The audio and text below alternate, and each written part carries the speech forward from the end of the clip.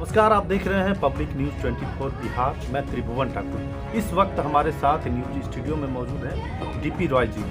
इनका चेहरा पूरे सीमांचल में युवाओं के बीच परिचय का मोहताज नहीं रहा और इनके बारे में बताना चाहूँ, थोड़ा सा इंट्रो देना चाहूँगा। ये एक सामाजिक कार्यकर्ता के साथ साथ एक पत्रकार भी हैं। पत्रकार तो अपनी कलम के माध्यम से हर छोटी बड़ी समस्याओं को उजागर करते ही हैं, लेकिन इन्होंने अपनी क्षेत्र की समस्या, जैसे इनका घर रेणु ग्राम कह सकते हैं औराही पश्चिम पंचायत पड़ता है, तो उनकी हर छोटी बड़ी समस्याओं को ये अपने माध्यम से उठाते हैं और जहाँ तक हो सके समाधान भी करवाते हैं और समाधान भी हुआ है। और इनसे हम जानना चाहेंगे, आगामी पंचायत चुनाव का बिगुल बज चुका है और सब लोग पंचायत चुनाव के प्रचार प्रसार में लग गए हैं। उसी क्रम में हमारे स्टूडियो में ये आए तो इनसे जानेंगे कि औराही पश्चिम की दशा और दिशा क्या है इस बार पंचायती चुनाव को लेकर के। सबसे पहले बहुत बहुत स्वागत है हमारे न्यूज स्टूडियो में सर आपका। जी शुक्रिया। जहाँ तक दशा और दिशा की बात अभी आपने किया, तो दशा बहुत ठीक है और मतलब दिशा जो है वो भी ठीक है, लेकिन उसको और ठीक करने की ज़रूरत है। अच्छा, क्या लगता है सर, मतलब 5 वर्ष यहाँ के मुखिया लोगों से पता चला कि 10 वर्षों से मुखिया की सीट इन्हीं के पास रही है जी। तो हम लोग अभी आपके घर तक मतलब हम औराही पश्चिम में कुछ जगह गए हैं तो अभी भी सड़क की स्थिति उतनी सही नहीं है और कुछ पंचायत के जो वार्ड हम गए, जैसे 14 नंबर वार्ड हो गया, वहाँ पे अब तक लोगों को आज़ादी के बाद सड़क उपलब्ध नहीं हो पाया है। इसका सबसे बड़ा कारण आप किसे मानते हैं? इसका सबसे बड़ा कारण हम स्थानीय ग्राम पंचायत सरकार को मानते हैं, जिसकी उपेक्षा का शिकार है 14 नंबर वार्ड, जहां हमारे महादलित भाई लोग रहते हैं। हम लोगों ने लास्ट टाइम जब आखिरी चरण था भैया का 2009 में, तो उसके बाद उनको टिकट मिल गया था बीजेपी से विधानसभा का। जी जी। तो उस समय हम लोगों ने प्रयास किया था जमींदारों से बात करके कि ये मैटर को सॉर्ट आउट कर दें, लेकिन तब तक फिर हमारा टेन्योर भी ख़त्म हो चुका था, चूँकि टिकट मिल गया था। तो फिर दूसरे लोग आए और तब से अब तक वो मामला वहीं का वहीं है। इतना ही नहीं, उस समय अगर 2 ही ईंटा मिला है आवास के नाम पे, आप वहाँ पे जाके ये पता कर सकते हैं, देख सकते हैं अपनी आंखों से, वो 2 ईंटा ही आज वहाँ पे मौजूद है, तीसरा नहीं आया है आज तक 10 साल के दरमियान। जी जी जी। इस बार आपकी भाभी चुनावी मैदान में है जी, तो आखिर क्या कारण हुआ कि मतलब एक विधानसभा के लोग अचानक से पंचायत चुनाव में अपनी भागीदारी सुनिश्चित की रहे हैं?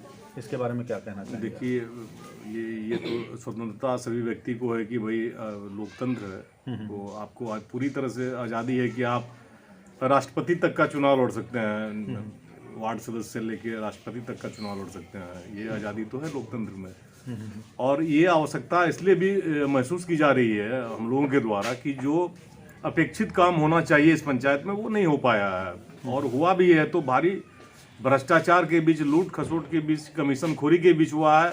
और ये तमाम चीज़ों के बीच अगर कोई काम हो तो उसकी परिकल्पना आप खुद कर सकते हैं, उसकी अंदाज़ा आप सहज लगा सकते हैं कि वो काम किस स्तर का हुआ होगा। तो इसलिए हम चाहते हैं कि एक बार जनता हमारे परिवार को, हमारी भाभी को मौका दे।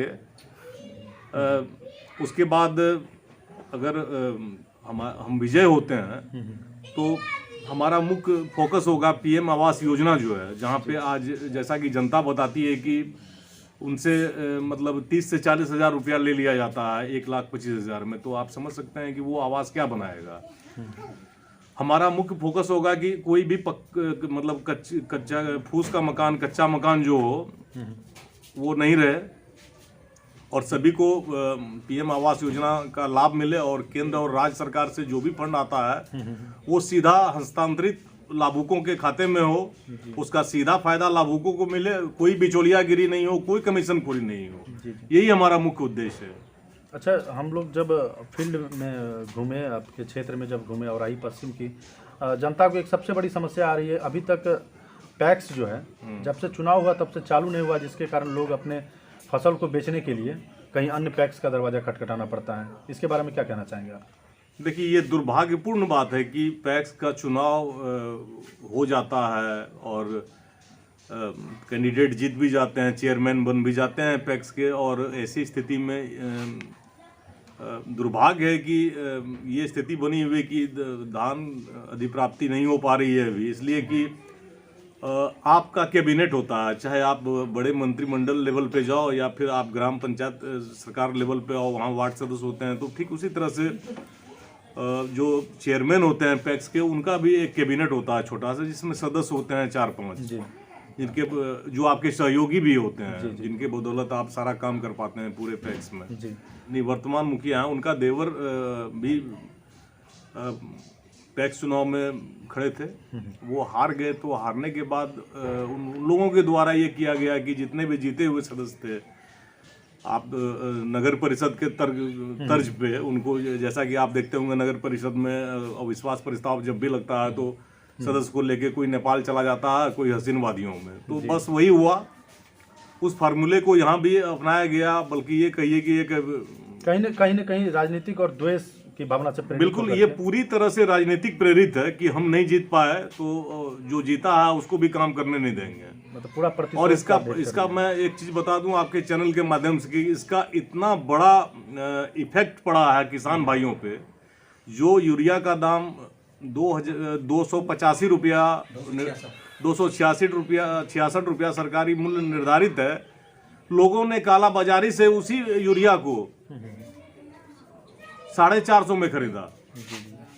ये अगर हमारा पैक्स अगर चालू होता, अगर सुचारू रूप से सारे सदस्य अध्यक्ष के साथ काम करते, तो चेयरमैन के साथ काम करते, जो पैक्स चेयरमैन है नवनिर्वाचित, तो ये स्थिति पैदा नहीं होती और इसका बहुत ही व्यापक असर पड़ा है किसानों पे। ये कोई छोटी बात नहीं है। तो ये तो सरासर गलत हुआ है, उनके द्वारा गलत हुआ है जो हार गए और जिन्होंने कैप्चर कर लिया सारे सदस्य को। और ऐसे लोगों को तो खारिज करना चाहिए लोगों को। वो किसी चुनाव में लड़े तो मुझे लगता है कि जनता इतनी बेवकूफ़ नहीं है। जनता आज के दौर में सब कुछ समझती है, वो अपना नफ़ा नुकसान भी समझने लगी है अब। तो मैं आपके चैनल के माध्यम से ही कहना चाहूँगा कि ये गलत हुआ है। पैक्स में इस तरह का नहीं होना चाहिए, राजनीतिक प्रेरित नहीं होना चाहिए, क्योंकि यह सार्वजनिक पद होता है और इसका लाभ आम लोगों तक जाता है, जो नहीं जा पाया है। अच्छा, इस बार अगर आपकी भाभी जी को जनता आशीर्वाद रूपी मत दे करके विजयी बनाती है, तो आपका मैनिफेस्टो क्या होगा, किस तरह से विकास आप करेंगे? आप एक युवा हैं, क्योंकि युवा, और यहाँ पे युवाओं के लिए हमको नहीं लगता कुछ खास चीज़ है आपके रेणु गांव में जो युवाओं के लिए बेहतर शिक्षा व्यवस्था होनी चाहिए। उसके लिए कुछ प्रबंध है कि एक कॉलेज का नाम सुने कि बना है, पता नहीं कब चालू होगा। नहीं, चालू हो गया। तो कब, क्या मैनिफेस्टो रहेगा इस बार? देखिए, मैनिफेस्टो तो लोग झूठा, बहुत सारे लोग मतलब झूठ की खेती करते हैं, और मैं वोट लेने के लिए इस पर कुछ नहीं बोलूँगा। मेरे दिल में जो है, मैं जो चाहता हूँ, जेन्युइन बातें बोलूँगा। सबसे पहले तो मैं आपको बता दूं कि अगर मेरी भाभी विजयी होती हैं तो यहाँ जो मतलब व्याप्त भ्रष्टाचार है उसको सबसे पहले समाप्त किया जाएगा। और एक बहुत बड़ी चीज़ है यहाँ पे पंचायत में, वो है बिचौलियागिरी। बहुत सारे बिचौलियों को यहाँ पे पाला गया है जो उगाही करते हैं, विभिन्न योजनाओं के मद में वो उगाही करते हैं। उस प्रथा को बंद करेंगे। और मैंने पूर्व में भी कहा कि जो भी राशि सरकार से मिलेगी विभिन्न मद के, चूंकि पंचायत में विभिन्न मद के राशि आते हैं, तो उस राशि को सही उपयोग, उसका सही इस्तेमाल किया जाएगा जनता के बीच में।